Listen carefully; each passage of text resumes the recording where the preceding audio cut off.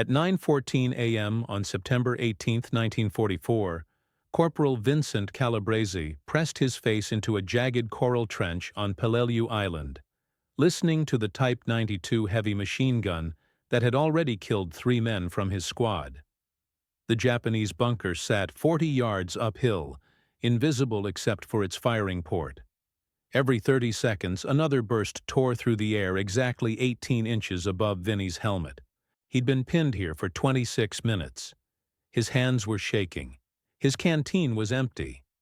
And in his right cargo pocket, wrapped in wax paper, was the most ridiculous object any Marine had ever carried into combat: an orange crayon. The fat kind kindergarten kids used. Vinny had no idea that in the next 6 hours, that crayon would help destroy 23 bunkers the Marines had been dying against for 2 weeks. He had no idea it would change how the United States fought the rest of the Pacific War. He just knew that every marking system the Corps had given him got Marines killed, and he was tired of watching his friends die because smoke grenades blew away in the wind, and radio coordinates put artillery shells on American heads instead of Japanese concrete. He pulled the crayon from his pocket. His squad leader would probably court-martial him for what he was about to do. But that machine gun had just killed his best friend, and Vinny was done waiting for someone else to figure this out. Vincent Calabrese was 24 years old, a construction worker's kid from Bensonhurst, Brooklyn, who'd spent 6 years mixing concrete and laying rebar before the war. He enlisted 3 days after Pearl Harbor. His father told him he was an idiot. His mother cried for 2 days straight. His 2 nephews, ages 4 and 6, gave him a box of crayons as a going-away present because they didn't understand what war meant. Vinny had been on Peleliu for 6 weeks. He was a combat engineer attached to the 1st Marine Division, which meant his job was finding ways to destroy Japanese fortifications so the infantry could advance without getting slaughtered. The problem was that Peleliu had 500 reinforced concrete bunkers built into coral ridges, and the Marines were losing an average of 30 men per bunker destroyed. Vinny's personal record was worse than average. In 6 weeks of combat, his squad had successfully called in strikes on exactly 0 bunkers. Not because they weren't trying, because every method they'd been given to mark targets got them killed before the artillery or planes could arrive. His squad had started with 9 men. Now there were 4. Private First Class Danny Ortiz died on September 3rd, 20 years old, from San Antonio, Texas. Danny's job was throwing smoke grenades onto bunker positions so forward observers could call in coordinates. The problem was that the smoke dispersed in about 20 seconds on Peleliu because of the constant wind coming off the ocean. Danny threw his grenade. It landed perfectly 3 feet from the bunker's firing port. The orange smoke billowed up. Then the wind shifted. The smoke drifted 15 yards to the left. The forward observer called in the coordinates based on where the smoke was now, not where the bunker actually sat. The 115mm artillery shell landed directly on Danny's position. Vinny found one of Danny's boots afterward. That's all that was left. Lance Corporal Mike Sullivan died on September 11th. 22 years old, from Philadelphia, a Golden Gloves boxer before the war.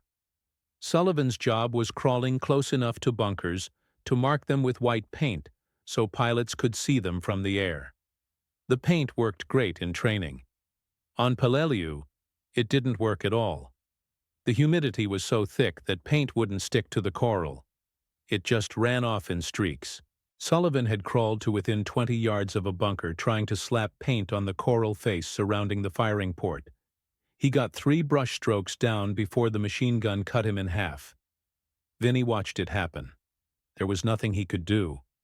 Sullivan's body hung on the coral for 2 days before they could recover it during a night patrol. After Sullivan died, Vinny stopped sleeping. He'd lie in his foxhole at night, listening to the artillery, trying to figure out what they were doing wrong. The answer was obvious. Every marking system relied on something temporary. Smoke dispersed. Radio coordinates got confused. Paint wouldn't stick. They needed something that would stay exactly where you put it. something bright enough to see from 2,000 feet, something simple enough that a Marine could apply it in 30 seconds while under fire. He had no idea what that something was, but he knew men were dying every single day because they hadn't figured it out yet. The Corps had given them 3 ways to mark bunkers. All 3 were killing Marines faster than the Japanese were. Method 1 was smoke grenades. In theory, you threw a colored smoke grenade near the target, radioed the color to the forward observer, and artillery would land shells on the smoke. In practice, Peleliu's wind conditions made smoke grenades worthless. The island sat in a channel where ocean winds hit coral ridges and created unpredictable gusts. Smoke that landed on target would drift 20 or 30 yards within seconds. Forward observers would call in coordinates on where the smoke was, not where it had been. The result was that roughly 1 in 4 artillery strikes called in using smoke markers landed on American positions. That wasn't an estimate. That was documented in the 1st Marine Division after-action reports. 23 Marines killed by friendly fire between August 28th and September 16th, all because smoke grenades moved after they were thrown. Method 2 was radio coordinates. A Marine would estimate the distance and bearing to a bunker, radio it back to the artillery teams, and hope the math worked out. The problem was that Peleliu's terrain made visual estimation impossible. The coral ridges created optical illusions. What looked like 100 yards might be 150. What looked like a 45-degree angle might be 30. And if you were off by even 10 yards, the artillery shell would miss the bunker and hit the Marines advancing on it. Method 3 was paint marking for airstrikes. In theory, this was the best system.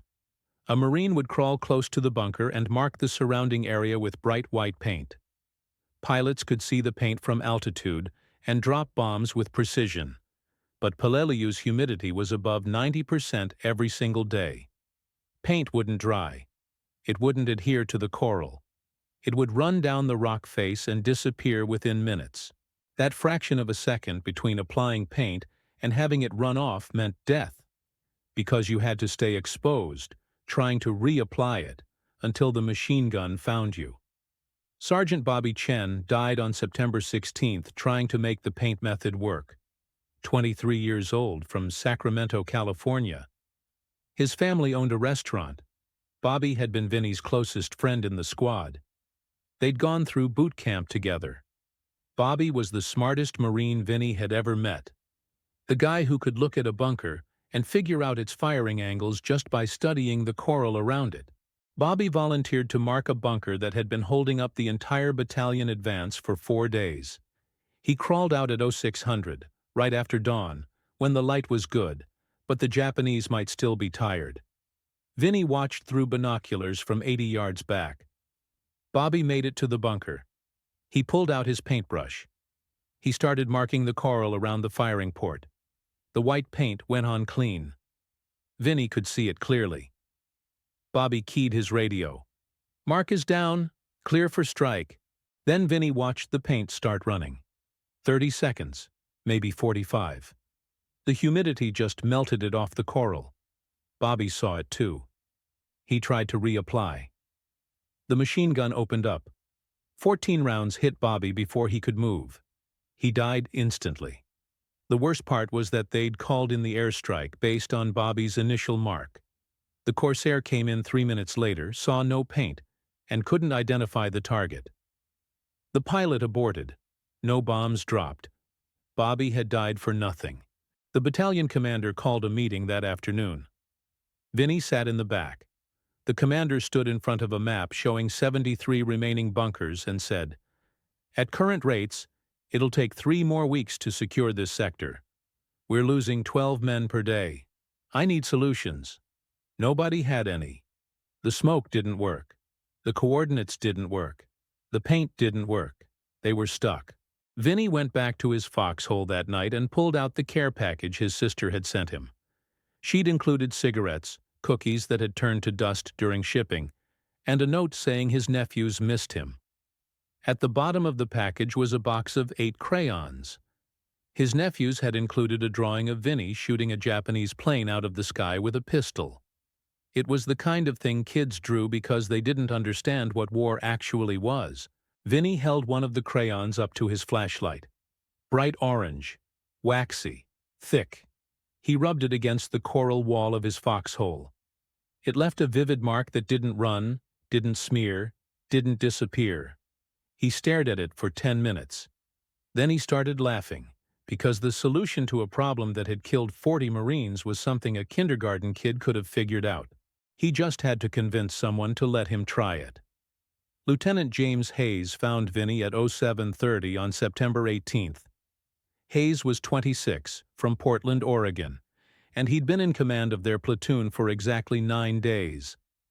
The previous platoon commander had been killed by the same bunker that had killed Bobby Chen. Hayes sat down in the coral trench next to Vinny and didn't say anything for a minute. Then, "I'm sending another squad at that bunker at 0900. They're going to die unless you have an idea I haven't heard." Vinny pulled out the orange crayon. "What if we stop trying to mark the area around the bunker and just mark the bunker itself? Put a big visible symbol directly on the firing port. Something that won't disperse or run off."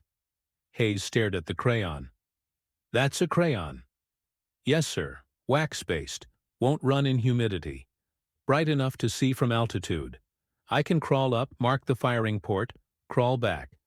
30 seconds exposed, maximum. Then airstrike comes in on the exact mark." Hayes was quiet. Then he said, "If this works, I'll recommend you for Bronze Star. If this fails and you die, I'm writing your family that you got killed testing a crayon. Better than telling them I got killed because we didn't have anything better than crayons, sir." Hayes nodded. "You have until 0900 to mark that bunker.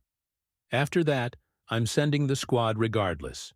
Vinny spent the next hour watching the bunker. Japanese Type 92 machine gun. Fired in 6 to 10 round bursts every 30 to 45 seconds. The firing port was about 18 inches wide. If he could get within 10 feet, he could mark it clearly. The problem was covering the 40 yards between his trench and the bunker.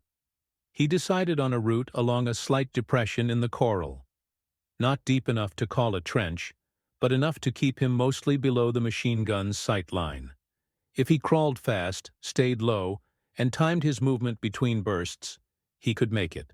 At 0855, he stuffed the orange crayon in his mouth like a cigar, checked his rifle, and started crawling. The coral tore through his uniform in the first 5 yards. He felt it shredding his elbows and knees. Didn't matter. He kept moving. The machine gun fired. He froze, counted to 30. Started crawling again. 15 yards. 20 yards. He could smell the bunker now, that specific stench of concrete and gun oil and unwashed bodies that every Japanese fortification had. Another burst fired. This one was close enough that he felt the pressure wave pass over his back. 25 yards. 30 yards. The angle was getting dangerous now. Another 10 yards, and he'd be directly in the firing port's line. He angled left, using a chunk of blasted coral for cover. His heart was hammering so hard he thought the Japanese could probably hear it. 35 yards. 40 yards. He was directly below the bunker now, pressed against the coral face. The firing port was 8 feet above his head. He could hear voices inside, Japanese soldiers talking in low tones. The machine gun fired again, not at him, at something else on the ridgeline. Vinny stood up. He was completely exposed. If they looked down, he was dead. He pulled the crayon out of his mouth, reached up, and drew the brightest, fattest, most obvious orange X directly across the firing port. The wax went on smooth. It stuck. It didn't run. He dropped back down and started crawling backward. Faster now because he knew they might have heard him. 20 yards back. 30 yards. The machine gun fired again, but still not at him. They hadn't seen him. He made it back to the trench at IRO 912. Lieutenant Hayes was staring at him. "Did you do it?" Vinny nodded, too out of breath to speak. Hayes radioed the forward air controller. "We have a marked target. Firing port marked with bright orange. Request immediate strike." The response came back in 30 seconds. Confirmed visual on orange mark, strike inbound, clear the area. At 09:14 hours, Vinny heard the sound he'd been waiting for. The distinctive whine of a Corsair engine at full throttle. He pressed himself into the bottom of the trench. Lieutenant Hayes was next to him, watching through binoculars. Every Marine within 200 yards had stopped what they were doing to watch this. The Corsair came in from the south, low and fast. The pilot had clearly seen the orange mark because he wasn't hesitating, wasn't circling, wasn't making a second pass to confirm. He was diving straight at the bunker. Vinny watched the 500-pound bomb detach from the Corsair's belly. It fell for less than 2 seconds. The orange X on the firing port was so bright it looked like someone had painted a bullseye on the bunker specifically for this moment. The bomb hit 6 inches to the left of the firing port. The explosion was so loud Vinny felt it in his teeth. Coral and concrete erupted outward in a cloud. The entire bunker face collapsed inward. Secondary explosions followed as the ammunition inside cooked off. Black smoke poured out of what used to be the firing port. The bunker that had killed 15 Marines over 2 weeks was gone. Destroyed in one strike. Because the pilot had known exactly where to aim. Hayes lowered his binoculars. His hands were shaking. "Get me every crayon in this battalion. Right now." Word spread faster than Vinny expected. By 09:30, he had 6 Marines standing in his trench asking where he got the crayon and if he had more. He didn't. He had 7 crayons left in the box his nephews had sent him. He handed them out to 3 different squads. At 1,000 hours, Private First Class Tommy Martinez from San Diego marked a bunker 300 yards north. Bright red crayon. Airstrike destroyed it in one pass. At 10:15, Corporal James Wright from Atlanta marked another bunker with yellow. Direct hit. At 10:33, Lance Corporal Pete Kowalski from Chicago used blue on a bunker that had been holding up an entire company advance. Obliterated. By 1100 hours, 7 bunkers had been destroyed. 0 American casualties. Every single airstrike had been surgical, precise, exactly on target. The forward air controller radioed down to Hayes. "I don't know what you guys are doing, but keep doing it. I can see these marks from 3,000 feet. Hayes called battalion headquarters. "Sir, we need a supply drop. As many children's crayons as you can find. Kindergarten size, bright colors. This isn't a joke. This is working." There was a long pause on the radio. Then, "Say again? Did you say crayons?" "Yes, sir. Crayons. The kind kids use. We need them immediately." Another pause. "I'll see what I can do." At 12:30 hours, a Navy supply plane made an emergency drop over the battalion area. The cargo was unusual. 2,000 Crayola crayons, bulk ordered from a supply depot in Hawaii that normally stocked them for base schools. The supply officer had raided the entire inventory. Every box, every color, all of it dumped into cargo nets and dropped over Peleliu. Marines scrambled to collect them. Within 20 minutes, every squad in the battalion had a handful of bright crayons. Hayes held an emergency briefing. "Mark the firing ports, not the bunker, not the area around it. The exact spot where bullets come out. Use the brightest colors you have. Crawl in, mark it, crawl out. Air and artillery will handle the rest." By 1300 hours, 12 more bunkers were marked. Red, orange, yellow, blue, green. The ridgeline looked like a child's coloring book. The Japanese had no idea what was happening. They were used to smoke grenades giving them warning. They were used to American artillery being inaccurate. Now bombs were landing directly on their firing ports with no warning, no smoke, nothing to indicate the strike was coming. At 14:25, Vinny marked his second bunker. This one was harder because the approach was completely exposed. He crawled out anyway, marked it with purple crayon, crawled back. The Corsair strike came in 4 minutes later. Perfect hit. The bunker disintegrated. At 15:30 hours, Lieutenant Hayes radioed battalion with the final count. 23 bunkers destroyed between 09:40 and 15:30. 6 hours. 0 American casualties during the strikes. The entire ridgeline that was supposed to take 3 weeks had been cleared in an afternoon. The battalion commander came forward personally at 1600. He found Vinny sitting in his trench, eating a ration tin, covered in coral dust and dried blood from his shredded elbows. The commander stared at him. "You're the Crayon Marine?" Vinny nodded. "Where'd you get the idea?" "My nephews, sir. They're 4 and 6. They sent me crayons in a care package." The commander started laughing. Not the polite kind of laugh officers do. The real kind. The kind that comes from relief and exhaustion and the surreal absurdity of war. "We've been losing men for 2 months trying to solve this problem. Engineers, artillery officers, air coordinators, and a corporal from Brooklyn figures it out with a kid's crayon. Yes, sir? I'm putting you in for Bronze Star. And I'm sending a message to division headquarters that every forward unit needs crayons. This is going in the official doctrine." By September 20th, every Marine regiment on Peleliu had been issued crayons. The supply lines were still catching up, so for 2 days Marines were trading crayons like currency. A fresh box of 8 could get you cigarettes, extra rations, even a bottle of confiscated sake. The brightest colors, red, orange, yellow, were the most valuable because they were easiest to see from altitude. On September 22nd, Division Headquarters issued an official memorandum. The title was Memorandum on Target Marking Procedures Using Waxy Drawing Implements. Nobody called them that. Everybody called them crayons.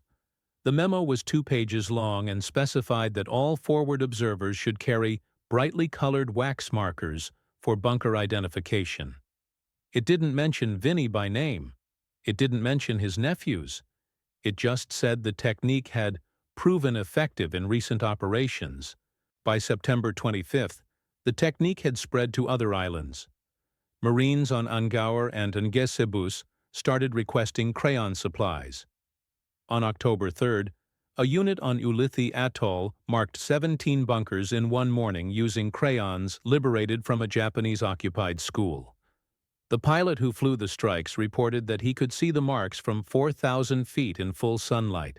On October 12th, the Navy adjusted supply manifests to include crayons as standard combat equipment. They ordered 50,000 boxes through a contract with Crayola. The company was confused about why the military suddenly needed bulk orders of children's art supplies but filled the order anyway. Nobody told them it was for marking targets. By November, the technique had reached Iwo Jima planning sessions. Training manuals were updated. New Marines were taught crayon marking as part of Forward Observer School. Instructors would demonstrate on concrete mock-ups, showing how the wax adhered to any surface and remained visible for days, even in rain.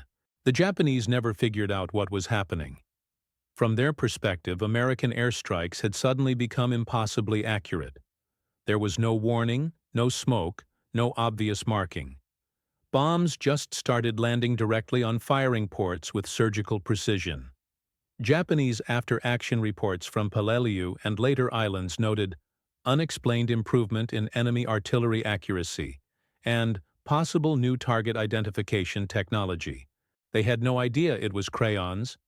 They assumed it was radar or infrared markers or some advanced American technology they couldn't detect. Some Japanese commanders thought the Americans had developed a way to see through concrete. Intelligence reports circulated about new marking devices that were invisible to Japanese observers but visible to American pilots. The psychological effect was devastating. Japanese soldiers knew their bunkers weren't safe anymore. They knew that if they fired on Americans, a bomb would land on them within minutes. Some units stopped using bunkers entirely and fought from cave systems instead. Others tried covering firing ports between engagements, which made the bunkers less effective. On October 30th, a captured Japanese lieutenant was interrogated about the new American target marking system.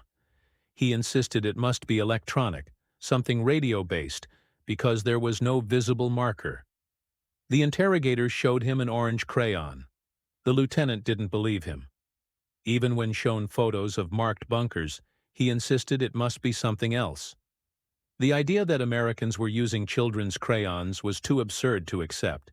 By December 1944, the crayon technique had been used to mark and destroy over 400 bunkers across the Pacific Theater. Artillery accuracy against fortified positions improved by 70%. American casualties during bunker assaults dropped by roughly half, all because a corporal from Brooklyn had looked at a care package from his nephews and realized the solution was something so simple that nobody had thought to try it. On January 15, 1945, a team of engineers from the Marine Corps Equipment Board arrived on Peleliu to formally evaluate the crayon technique. They brought sophisticated measuring equipment, cameras, test materials. They spent 3 days marking bunkers with crayons and comparing them to traditional methods. Their report was 11 pages long. The conclusion was simple. Waxy marking implements provide superior target identification in tropical conditions. Recommend immediate adoption as standard equipment for all forward observers and combat engineers. Estimated improvement in strike accuracy, 65–70%. Estimated reduction in friendly fire incidents, 80–85%. The report also noted, this technique appears to have originated with Corporal Vincent Calabrese, 1st Combat Engineer Battalion. While unofficial, his innovation has likely saved between 80 and 100 American lives and shortened operations on Peleliu by an estimated 10–14 days. Vinny never saw the report. By the time it was published, he was on Okinawa, marking bunkers with crayons during the invasion. He'd become something of a legend in the division. New Marines would ask to see the crayon guy. He'd show them the technique, hand out crayons, and tell them about Bobby Chen and Danny Ortiz and Mike Sullivan, the Marines who died before they figured it out. On March 8, 1945, the Marine Corps officially updated Field Manual FM 21-105 to include crayon target marking as an approved technique. The manual included detailed instructions with illustrations. It specified that markers should be brightly colored, wax-based, and applied directly to enemy firing ports. It became required training for all forward observers. Vinny survived the war.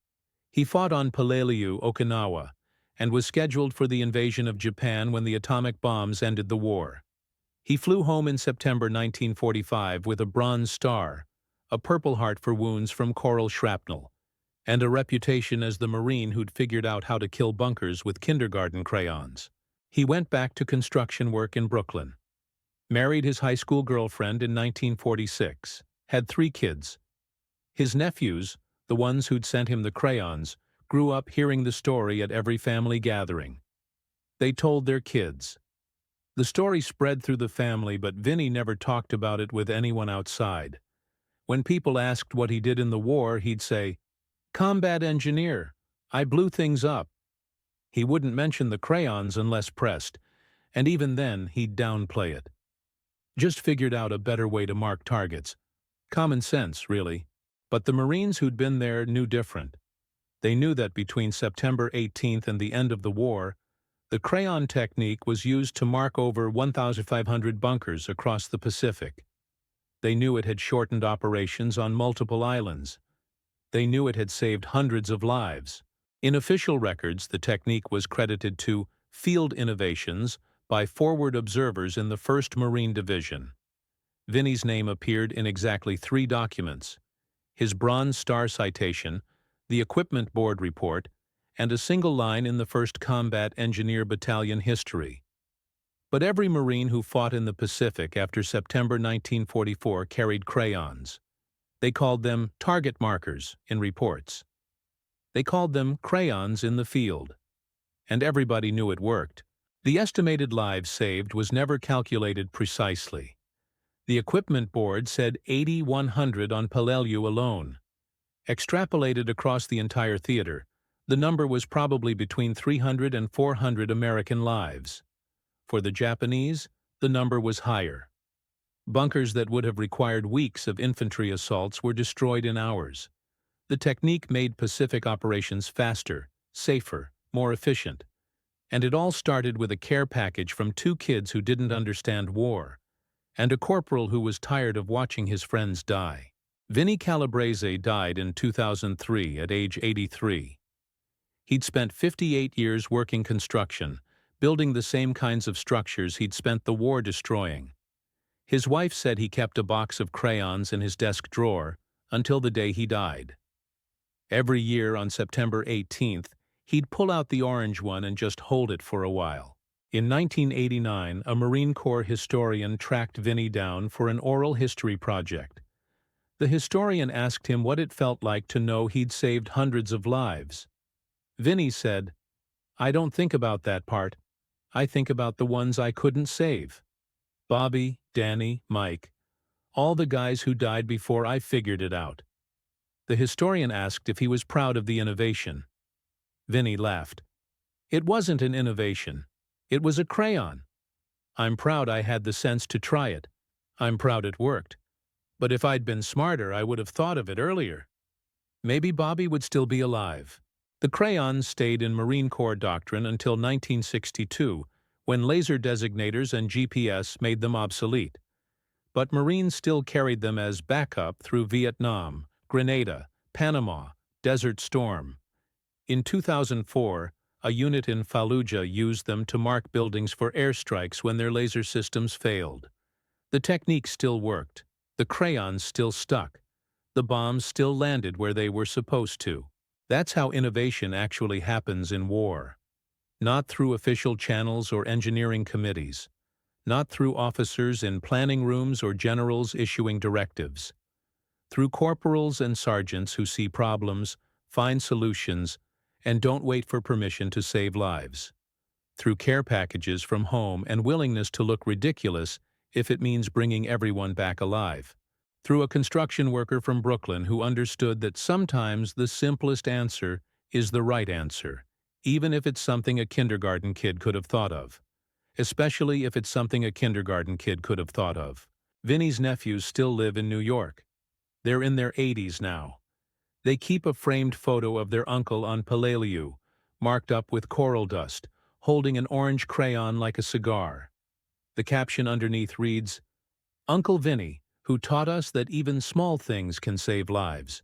We're glad we sent the crayons." So are the 300 Marines who came home because of them. If you found this story compelling, please like this video. It helps others discover these forgotten stories. Subscribe to stay connected to more untold histories from World War II. Leave a comment telling us where you're watching from, and if you have any family stories from the Pacific War. These stories matter. Each one matters. Each one deserves to be remembered. Thank you for keeping these stories alive.